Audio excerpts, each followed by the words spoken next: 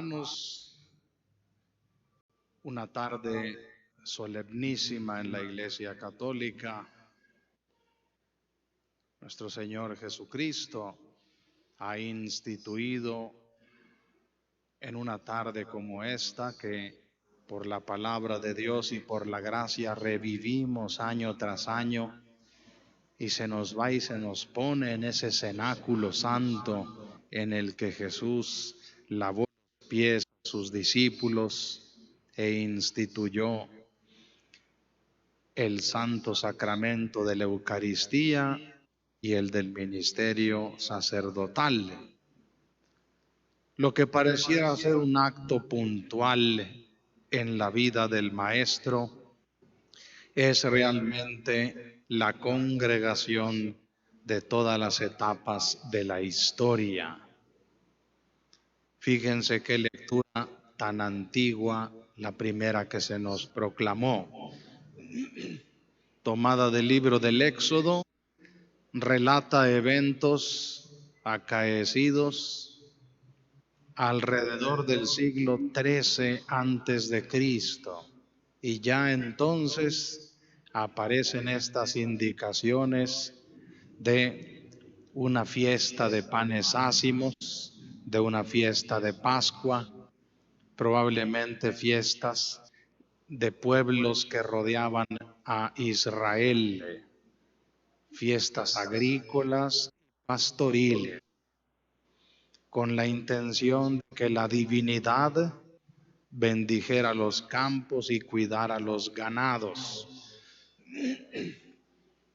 Dios aprovecha estas costumbres para justamente en la coincidencia en la que Dios sacará a Israel de las ataduras esclavizantes en Egipto, sea también la fiesta de la Pascua, y entonces asuma un nuevo contenido. Es la fiesta de la liberación del pueblo por parte de la caridad de Dios, de ese gran amor que el Señor nos tiene, declarado ya desde ahí en el segundo libro del Éxodo. Le dice Dios a Moisés: bien visto tengo el sufrimiento de mi pueblo, me he inclinado y vengo a asistirlo. Es una Pascua, es un paso de un estado de esclavitud a un estado de libertad, de un estado de muerte a un estado de vida. Por el valor que iba a tener en el futuro, Dios le dice a Moisés: dile al pueblo que esto va a ser a partir de hoy institución perpetua. Anamnesis, sícaron, se dice en griego, en hebreo, recuerdo, conmemoración, en la que no solamente recordamos, sino en la que se nos incluye a nosotros por la gracia de Dios y por su palabra, para que también nosotros vivamos esos momentos de intimidad con el Hijo de Dios. Todos los símbolos que estaban en la Pascua judía los asume nuestro Señor Jesucristo, y en este símbolo inmejorable y perfecto del pan y del vino, Él aparece como el nuevo Cordero Pascual, cuya sangre es derramada por nosotros, cuyo cuerpo es entregado por nosotros, por y para nosotros, para nuestro beneficio. Vemos cómo la tradición continuó. Cristo la instituyó cuando dice con toda claridad y en la forma lingüística de un mandato: hagan esto en conmemoración mía. Haciendo pues esta celebración santa, mística, espiritual de la última cena, cada Eucaristía en el mundo se concentra en ese momento y toma parte del único momento en el que Cristo está partiendo el pan, entregando su sangre por nosotros.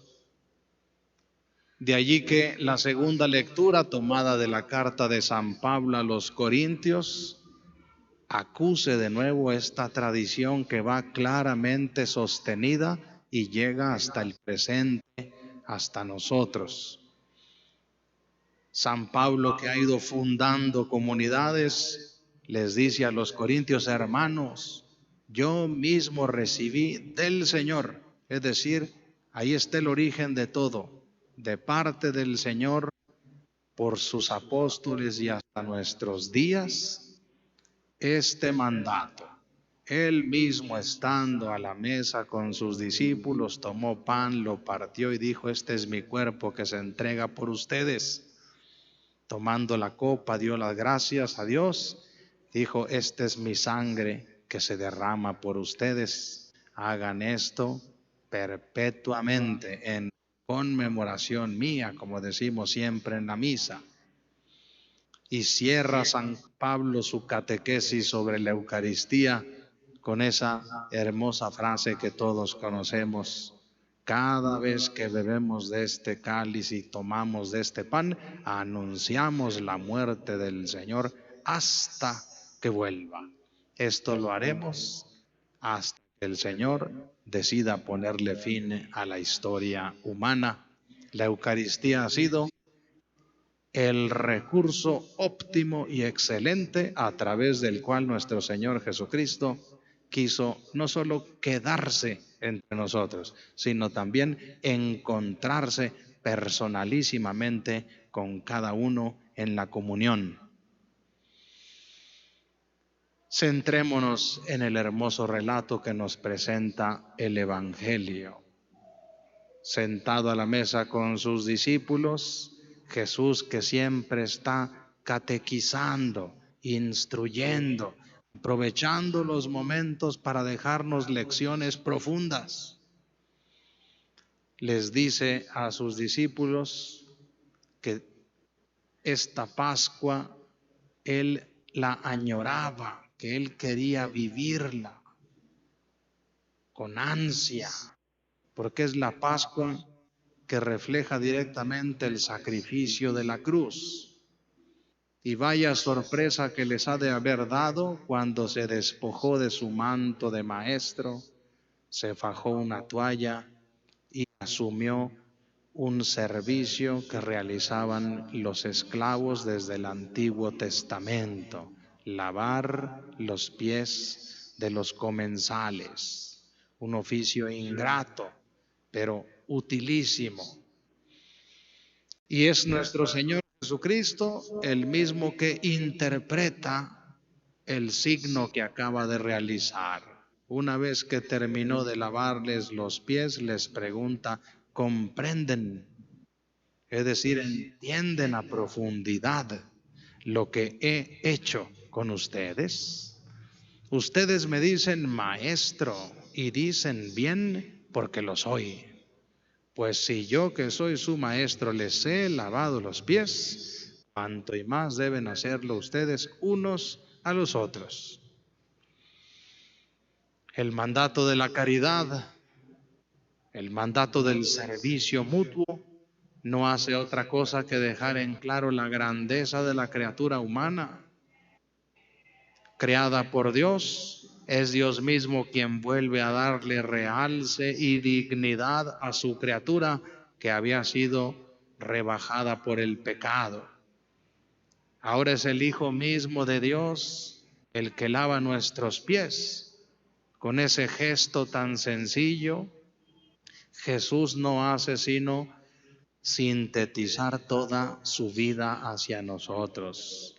Por eso, en el Evangelio de Lucas también les dice a sus discípulos en la última cena: yo estoy en medio de ustedes como el que sirve, no el que vino a ser servido, no el que vino a imponerse, no el que vino a recibir, sino el que vino a darse y a poner como modelo una existencia donada a los demás. Miramos la vida de Cristo a la luz del lavatorio de pies y entendemos que es lo que hizo siempre. al atender enfermos, al liberar endemoniados, al perdonar pecadores y pecadoras, al alimentar a las multitudes y principalmente al enseñarnos todas las verdades que nos convenían para nuestra salvación. Nuestro Señor Jesucristo no hizo sino servirnos, ponerse a nuestro servicio, un servicio amoroso que proviene del Padre Celestial. Vean qué tratamiento recibe el ser humano en la iglesia. Vean qué sitio eminente ha sido devuelto a la humanidad por el Hijo Eterno de Dios.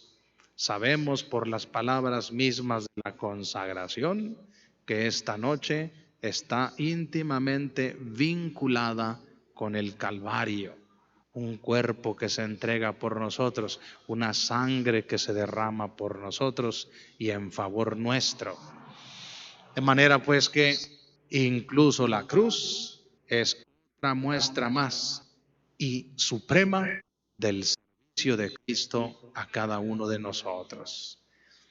De allí que el verso que acabamos de escuchar, ustedes me dicen Maestro y Señor, y dicen bien porque lo soy. Pues si yo que soy su Maestro y Señor he realizado esto, ¿cuánto y más ustedes unos a los otros deben hacerlo? Queda como el mandato de la caridad, otra más de las joyas, de las enseñanzas que el Señor nos dio en esta hermosísima tarde. Eucaristía, sacerdocio, caridad. Vean una terna de doctrinas profundísimas que se reclaman mutuamente y que solo se entienden a través de las otras dos.